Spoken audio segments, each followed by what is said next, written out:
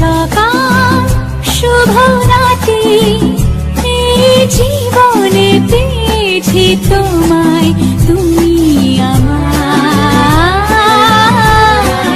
আমি তোমার। লাঠি ধরে যখন হাঁটবো ততদূর পর্যন্ত সাথে থেকো, ভালোভাবে থেকো, চুল সাদা হওয়া পর্যন্ত একসাথে থেকো। সন্দেশ আজকে কি রে? তোর বিয়ে। কার বিয়ে? কার সাথে বিয়ে হয়েছিল? তাই নাকি? পিপির সাথে বিয়ে হয়েছিল? তুমি এত কি করছো এগুলো? কাজ করছো? উফ, কি কাজ করছে দেখো, কত ফুল সব কালকে করেছি আমি আর পিপি, জানিস? হ্যালো বন্ধুরা, আজকে আমাদের বিয়ের 1 বছর পূর্ণ হলো। তো সেই উপলক্ষে আমরা ভেবেছিলাম কোনো অনুষ্ঠানই করবো না, কিন্তু দিদি ভাই মা সবাই জোর করছে না একটু একটু কর, এরকম জোর জবরদস্তি করেই ভাবলাম তাহলে ছোট্ট করে কিছু করা যাক। আর এখন চলছে এদিকে ডেকোরেশন, তোমাদের দাদা ভাই এখন ডেকোরেশনে বসে পড়েছে। বলি হ্যাপি অ্যানিভার্সারি। Happy anniversary. তো আমাদের মানে কারোর কিছু মজা না হোক, সন্দেশ কিন্তু ঝাক্কা নাকা ভাবে লেগে পড়ে। দেখো না কত কাজ করছে, এইটুকু একটা ছোট্ট বাচ্চা। তো সারাদিন কি করছি, কিভাবে কাটাচ্ছি, কি খাওয়া দাওয়া হচ্ছে সবটা তোমাদের শেয়ার করবো। তো ব্লগটা খুব মজাদার হতে চলেছে, ব্লগটা দেখতে থাকো। দেখতে দেখতে বিয়ের 1 বছর পার হয়ে গেল, নিমেষে, চোখের নিমেষে। মানে যাকেই আমরা বলছি আজকে আমাদের বিয়ের 1 বছর, সে বলছে মাত্র এই তো কদিন আগে মনে হয় বিয়ে হলো, দেখতে দেখতে 1 বছর হয়ে গেল। তো এরকমইভাবে দিন চলে যায়, মানে বোঝা যায় না। তো এখন আমাদের বাড়িতে চলছে ডেকোরেশন। তোমরা অনেকেই বলতে পারো দিদি ভাই কাউকে দিয়ে তোমরা কেন ডেকোরেশন করাচ্ছ না? ব্যাপারটা কি বলো তো, নিজের হাতে মানে সবাই মিলে যেটা করা আর কাউকে দিয়ে করানোর মধ্যে অনেকটা ফারাক আছে। একটা সবাই মিলে মজা করে যে কাজটা করা যায় না, আর অন্যরা কেউ করে দিলে ওই তাকিয়ে থাকতে হবে কখন হবে, দেখবো। হ্যাঁ, তাদেরটা অবভিয়াসলি সুন্দর হবে, কারণ তারা প্রফেশনালি সেই কাজ করে। আর আমরা তো জাস্ট নিজেদেরকে একটুখানি ভালো রাখার জন্য এই ধরনের ডেকোরেশন করছি। অ্যানিভার্সারির প্ল্যান সম্পূর্ণ এক ছিল, আর কিছুক্ষণের মধ্যে সম্পূর্ণভাবে চেঞ্জ হয়ে গেল। তো আমরাও সেভাবে ডেকোরেট করে উঠতে পারলাম না, যেটুকু পেরেছি জাস্ট ওই কোনো রকমে। আমরা এদিকে সাজগোজ করছি, আর একদিকে মা ওইদিকে রান্নার দিকটা দেখছে। তো সবাই মিলে মোটামুটি খুব দৌড়ঝাঁপের মধ্যে আজকে আমাদের অকেশনটা হবে। তো সন্ধ্যাবেলায় আমাকে কেমন লাগছে অবশ্যই কিন্তু সেটা কমেন্ট করে জানাতে ভুলো না বন্ধুরা। তোমরা আমাকে প্রচুর উইশ করেছো, আমার জাস্ট মানে কিছু বলার নেই, এত সুন্দর করে উইশ করেছো। আর এখন বাজে ঘড়িতে প্রায় 6টা মতো। তো আমি একটু রেডি হয়ে নিচ্ছি। ভেবেছিলাম যে বড় করে অনুষ্ঠান করলে হয়তো মেকআপ আর্টিস্ট দিয়ে সমস্ত কিছু হবে, কিন্তু এই বছর হলো না, তাই মন খারাপ করে লাভ নেই। আমাদের দুজনেরই একটা ইচ্ছা আছে বড় করে, মানে আমার বিয়েতে যা যা অনুষ্ঠান হয়নি, মানে ধরো নাচ গান থেকে শুরু করে, কারণ আমি তোমাদেরকে বলেছিলাম আমার রাত 1:30 লগ্ন ছিল, তো সেভাবে মানে মজা করে উঠতে পারিনি, যেটা সন্ধ্যা লগ্ন থাকলে ভীষণ মজা হয়। তো সবই এক সময়টা হবে, সেটা বিয়ে হবে না, সেটা অ্যানিভার্সারির সময় পুরো বিয়ের সমস্ত কিছু করব। এখন দিদিভাই সাজুগুজু করিয়ে দিচ্ছে। আজকে দিদিভাই আমাকে সাজগোজ করাচ্ছে, আমার না ঠিক ছোটোবেলার কথা মনে পড়ে যাচ্ছে।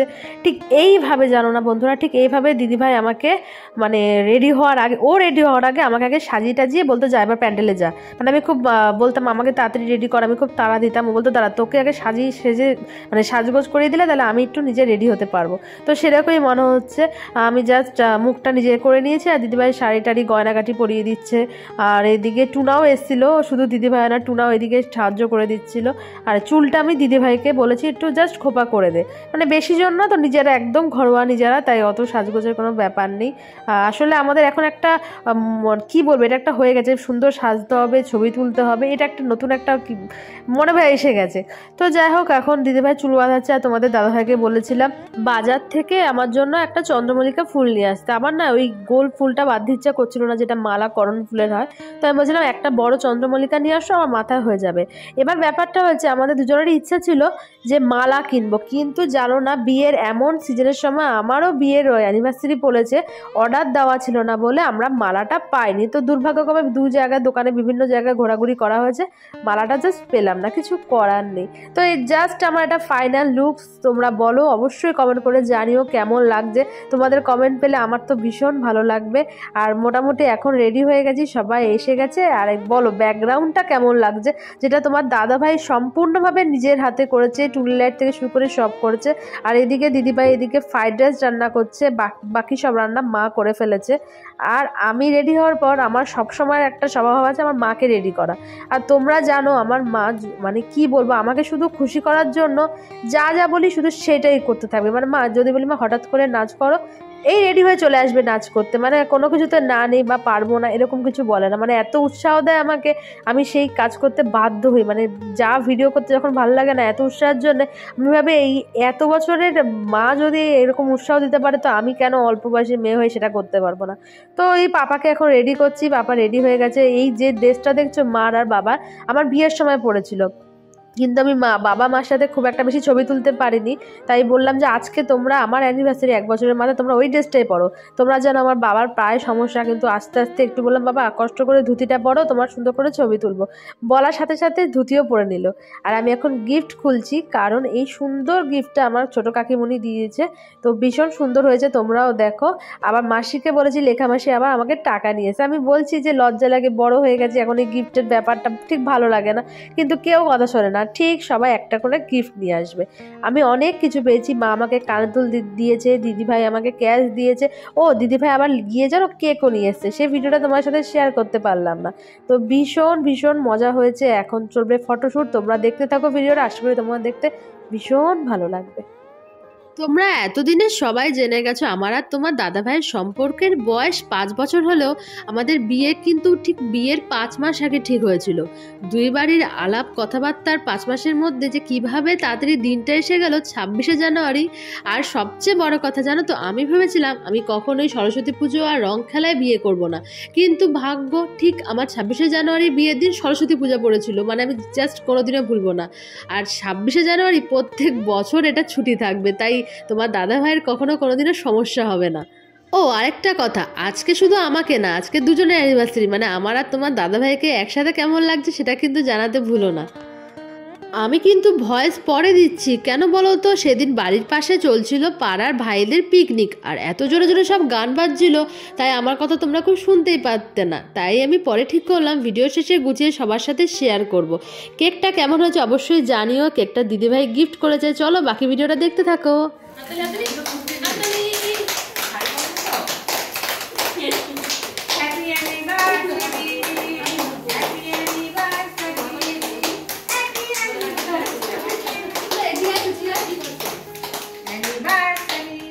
আমাকে কেক দেখা যাবে না,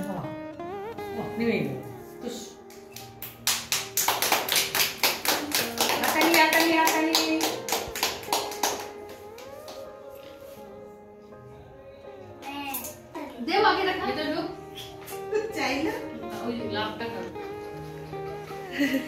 নে লাভটা দাও, হোয়াইট না চকলেটটা, চকলেট লাভ, চকলেট রেডি ফটাফট বেরিয়ে যাওয়ার থেকে। আজকে তো সকাল থেকে 2 কাটা চকলেট খেয়েছো। বিয়েতে সিঁদুর পরানোর সময় কিন্তু অনেকের বাড়িতে এই নিয়মটা নেই, বা কিছু কিছু বাড়িতে এই নিয়মটাও আছে, কেউ আঙ্গুল দিয়ে পরায়, আমাদের বাড়িতে কিন্তু নিয়ম আছে বর আংটি দিয়ে পরাবে, অথবা অনেককে দেখেছি সেই ঝুড়ির ঘটগুলো সেটা দিয়েও পরায়, বা ছেলেদের হাতে যে জিনিসটা থাকে বিয়ের সময় সেটা দিয়েও পরায়। তো আমাদের বাড়ি যেহেতু আংটি নিয়ম ঠিক জানা নেই যে হাতে মানে আঙ্গুল দিয়ে কোন আঙ্গুল পরাবে, তাই কনফিউজ ছিল, তাই সবাইকেও জিজ্ঞাসা করছিল। তো ফাইনালি আমার ইচ্ছা ছিল যে এই অ্যানিভার্সারির দিনে এরকম করে সিঁদুর পরানো একটা সুন্দর ভিডিও হবে, সবারটা দেখতাম, তাই আমিও আর নিজেকে থামিয়ে রাখতে পারলাম না, আমিও সেরকম একটা ভিডিও বানিয়ে ফেললাম। আর কিছুদিন আগে একটা বিয়ে গেছে, তো দাদাভাই জানে যে 3 বার সিঁদুর নাকি পরাতেই হয়, তা সে গুনে গুনেই কিন্তু 3 বার সিঁদুর পরিয়েছে। আর সবাই বলছে যে নাকের মধ্যে একটু ফেলে দাও, বলছে আমি ঠিক জানি, আমি এত ভালোবাসি যে বইয়ের নাকে ঠিক পড়বে, আসলে কিছু না, বলছে আমি এই টেকনিকটা জানি, নিজে গুঁড়ো ফেলতে ফেলতেও সিঁদুর পরাবে, মানে দুটো কাজ একসাথে হয়ে যাবে। তো এ নিয়ে একটু হাসাহাসি চলছিল। সিঁদুর পরানোর পালা শেষ হয়ে যাওয়ার পর এবার সবাই বলছে বরকে কিন্তু সাষ্টাঙ্গের প্রণাম করতে হবে। আমি বললাম বেশ, একবার সকালে তো করেছি, আবার না সাষ্টাঙ্গে করবো। তখন ও বলছে না না কোনো দরকারই সাষ্টাঙ্গে, আমার আশীর্বাদ তোমার কাছে সারা জীবন আছে। অনেক আশীর্বাদ, ভালো করে দুবার হও, বড় দুবার বড় অনেক হেল্প করে। হ্যালো সেন্ড টু ইউ, সেমাই কি অবস্থা না কি বলে I love you, I love you I love to camera দিয়ে দিচ্ছি।